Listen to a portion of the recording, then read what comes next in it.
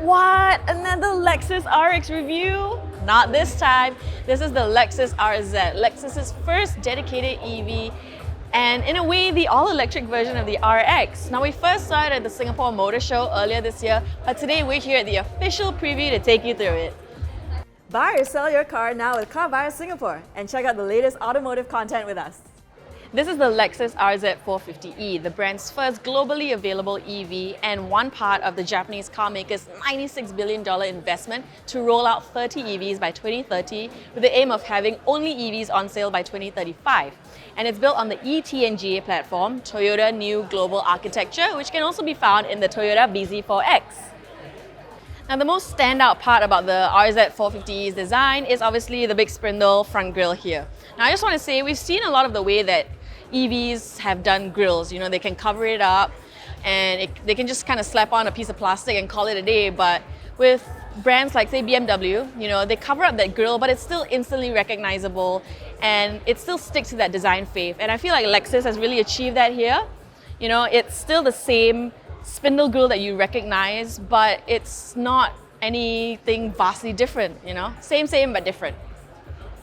And that kind of translates in the rear as well, where previously, or not previously, but with the other combustion models, you have the end rear kind of sucking you into the center with its contours. But in the RZ, it's a bit more flat and boxy, very strong and bold, kind of like the, I don't know, monolith in a space odyssey, you know, but in a good way. It's bold, it makes a statement, and it's great. And the light bar as well is a lot thinner and flatter, and it stretches across the rear, and your boot is now open from below instead of directly below the light bar like in the most recent RX, you know? And on the top, you know, your spoiler has kind of been sliced up and gobbled up and kind of split into two as well, like we've seen in the MG4 EV, because two spoilers are better than one, right? Now, the RZ also supposedly has a longer wheelbase, so I would assume that would translate in the rear, and also it kind of looks like it hangs out a little bit more at the back. But in the rear seats, you know, it's plenty spacious, very comfortable. I can stretch out, my head is not not bumping the roof. I get USB ports and aircon vents. It's very nice, very plush comfort and space that we're familiar with in Lexus SUVs. Now, what was very talked about in the Lexus RZ's, you know, lead up is obviously the steering yoke. It's not available here because the first shipment in Singapore, it's not available. I think there might have been some production issues, but later shipments, it will be made available as an option. But basically the steering yoke, you know, it gets rid of this like top part, leaving you completely, not leaving you, but like your driver display is so much more visible, your head-up display as well. And apparently its lock-to-lock is 150 degrees, which means when you're doing things like a U-turn, you don't have to cross your arms over at all, you know, which is pretty cool. Okay, and there's also a new gear rotary knob and your 14-inch infotainment screen that, you know, we've seen in the NX and the RX.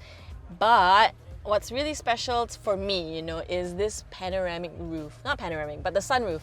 It is electronically dimmable. Okay, but enough about all the cool stuff. The Lexus RZ450e comes with a 71.4 kilowatt-hour battery pack and a dual motor setup. So you're going to get 308 horsepower, 435 Newton meters of torque, and a WLTP range of about 362 kilometers. But it's also important to note that this car weighs like slightly over 2 tons, but it does the 0 to 100 kilometers an hour in 5.3 seconds. And most importantly, Lexus Singapore has priced this car at about 402,888 Singapore dollars with COE. And yes, that is quite close to $500,000. It is a lot of monies, but you know, stay tuned to our future review to find out if you should buy it, avoid it, or shortlist it, you know, and see how this baby drives. It looks pretty good. I hope I'm old enough to drive it. Wink, wink. And that's it for our very quick walkthrough of the Lexus RZ. Stay tuned to our socials, give this video a thumbs up, and subscribe to our channel, and hit the bell icon so that you don't miss out when we finally get to review this car.